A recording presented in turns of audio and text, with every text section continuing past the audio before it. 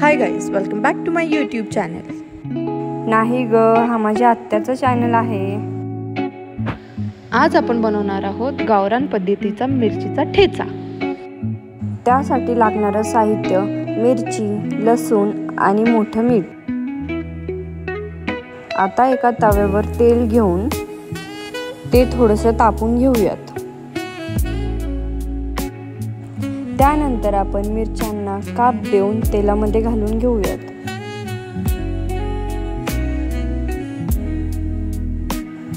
आता उरलेलं लसूण आणि मोठं मीठही टाकून घेऊयात.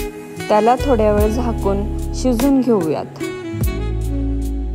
आता त्याला आपण तांब्याने रगडून घेऊयात. भरपूर ठिकाणी यामध्ये शेंगदाण्याचं कूटही घालून घेतात, पण आपण आता नाही घालत आहोत. तर तयार आहे आपला असा हा मिरचीचा ठेचा.